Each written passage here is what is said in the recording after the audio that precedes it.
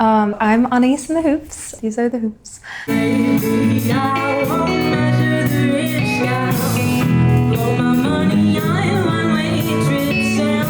My artist journey started actually in San Diego. I moved here about 3 years ago, started in the jazz scene. Loved the jazz scene, but got tired of the jazz scene, and I felt like I always wanted a little something more, and that's what kind of like led me to songwriting. Dropped all my jazz gigs, dropped all my cover gigs, all the things that made me money, and decided I'm gonna move to New York because if you want to songwrite, I feel like this is the place to be. I moved here not knowing like any musicians whatsoever. Literally, like the first musicians I met were through a Facebook group, and I just posted like, "Hi, I'm looking for musicians," and I got some answers. I met with some people. I was like, "Please don't murder me. Let's jam." And then through like going to gigs, Dadia, she's a really great friend. She kind of does more like indie pop mixed with like a little bit of grunge, like very much influenced by like Nirvana. Fool's Mate, they are like a neo soul band actually.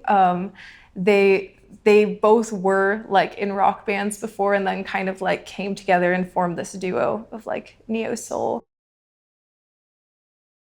I mean, from a personal perspective, I feel like you move to New York City and you're looking at it all like glitz and glam type of thing. You're like, I'm in New York. Like every time you see the Chrysler building, when you're on the Lower East Side, you're like, I'm in New York City, you know? And then a year goes by and you're like, yeah, there's a lot of trash here. Yeah, there's a lot of like, you know, smells here. But I think like as far as the scene goes, the deeper that you get into the scene, the more that you kind of start to see like people's direction. And I think like when I started out, I feel like the scene was kind of, at least from my point of view, is kind of like, we're all just trying this out, you know, because a lot of the people that I was around, it was like, they were just starting their bands. Like they had just moved to the city, you know, and it's like, okay, we're all just throwing stuff at the wall and seeing what sticks. And now it's kind of like things are getting a bit more serious. And we're all kind of trying to weave through what we think is best, I guess. But we're also living in a time of music where it's like, what is best? Nobody knows, right? It's constantly evolving.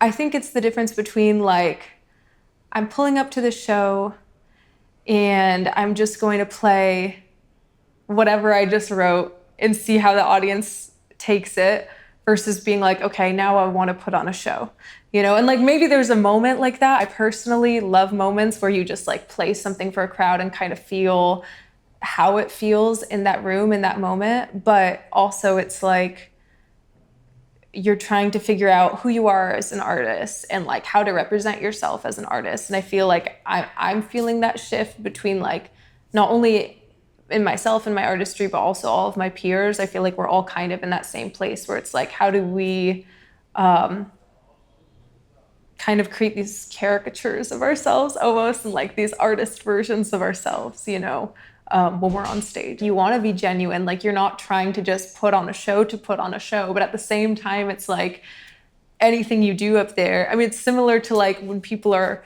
like acting in a play or something. It's like you kind of have to over dramatize yourself a little bit. And so it's finding that line between like, this is genuine and like, this is who I am, and like, this is the drama of the moment. Well, there's two bands who I've seen do it really well, and they often play shows together. It's like Boys That Go to Jupiter and Thesaurus Rex. I feel have like that very theatrical showmanship about their shows where it's like, yeah, you're going to see the show, you're going to see the music, they write great music, but it's also like, you're gonna be entertained. It was always you. And like they just had a show that I went to where they did like a wedding themed show. During the show, it was like, okay, this is the dance portion of the wedding. This is like, we're gonna do the vows now of the wedding. I don't know, it's just like, it's really fun to kind of see that, because I feel like before it was kind of, everybody was just trying to be cool, you know, and give off that like cool, I don't give a fuck persona. And now it's like we get to kind of play these characters a little bit more, and that's kind of, I guess, like more accepted in a way than I feel like it used to be. I'm an anxious girl. I've learned that about myself. I might be anxious, but I'm a little like stronger than I thought I was. It's one of the first venues I ever went to when I moved to Brooklyn, and it was literally in my brain somewhere that I was like, one day, if I am able to, I'm gonna play there. And I knew nobody when I moved to the city. So for me, it's like, it's pretty exciting, but I think I've also like built it up in my head as this like scary little thing because of it.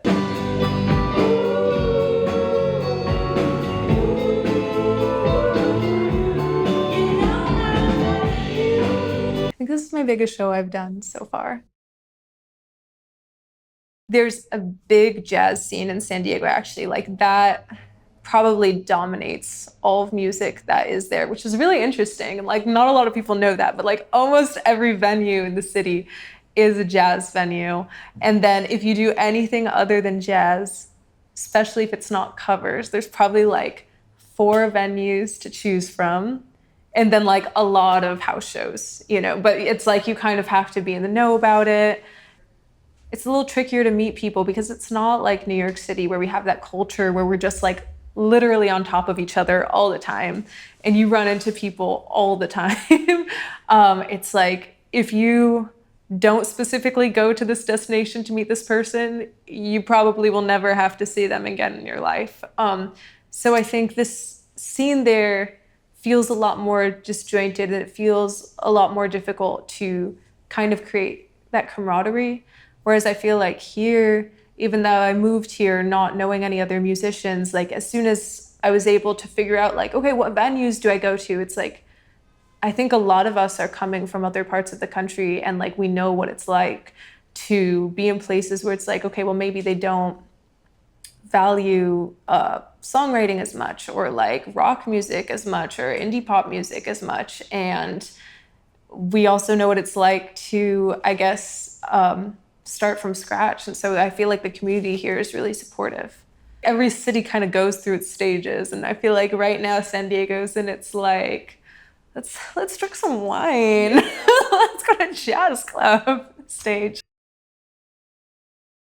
I mean, I think in some ways, yes, and in some ways, no. I think New York has always been like a cultural capital. And I think it's like anywhere in the world. I mean, like when you travel and you say you're from New York, I feel like people are like, oh my God, you're from New York, you know, like it's a whole thing. So I do think like from that perspective, New York has its own reputation and just like kind of saying the name itself creates this like preconceived notion in people's head. But also I do feel like, I mean, living in New York is it's not easy and it comes with its challenges. And I feel like there's a lot of honesty to the music that gets written by musicians here because like you can see like on a subway car, you can see people who are like literally the wealthiest of the wealthy and people who have nothing. And I think there's like very few places in the world where those two kind of people have to interact with each other on a daily basis. And so I feel like that in a sense,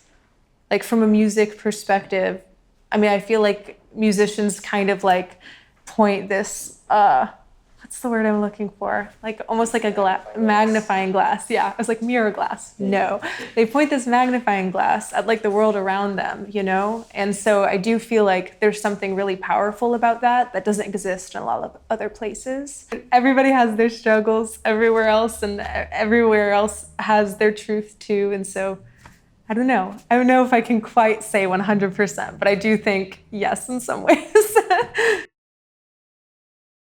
I think this has mainly come from like older musicians maybe is to be a bit more, they're like, be a bit more mysterious. They're like, as soon as you finish your set, disappear. Like, don't let them know your next move. Which I feel like is totally counterintuitive to like wanting to connect with your community and wanting to connect with other musicians. And to me, like that's the whole point of music. So I think that would be my bad advice. There's one song that really like took me.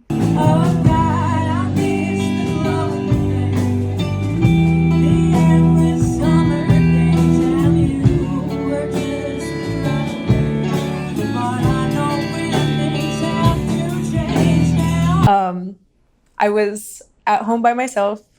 My boyfriend went out of town. I knew I was going to be home alone for like a day. And I was supposed to have a FaceTime call with my best friend, and she canceled. And I was like, I'm not emotional about that. I was like, okay, like this is fine. And then like I was like, I'm just gonna play my guitar. And that turned into just like the fucking most heartbreaking song I've ever written in my life. And I think it was like something about being alone in New York, just having moved there a month in, I don't know anybody. My friend can't talk to me on the phone. Like, it's like all the things that, yeah, in your head, you're like, this is not a big deal. Songwriting, it just like reveals something to you, and it like let out this little like monster of emotions that kind of just took the whole day. Like, this kind of sounds crazy, but I would start writing it and then literally cry. I'd be like, I can't write this anymore. I'm gonna take a little break. But then I'd be like, no, I have to finish it, like unhinged in my apartment. Really happy nobody was there. I was like, no one needs to see this. But yeah, and that one, to this day, it's still my favorite. It's still the most powerful. It's still the most real. And I think it's because I was like alone, and I felt, not that you feel like this judgment around other people, but I think it always kind of sticks somewhere in your head. There's a difference between like creating and being like, I can really throw anything at this. Ben Coleman produces all of my music right now. He's amazing. He's also like, I feel like he's the indie producer of Brooklyn right now, like especially when you're looking at like the indie folk and indie rock scene in some ways. He's on a lot of projects. Like every single day he puts something out and I'm like, you were on this? He's worked with Susanna Jaffe before. He worked with, I don't know if he still works with Mare Markham. I know she's starting to produce her own stuff as well, which is pretty cool. Thank you so much. Thank you. This was so fun.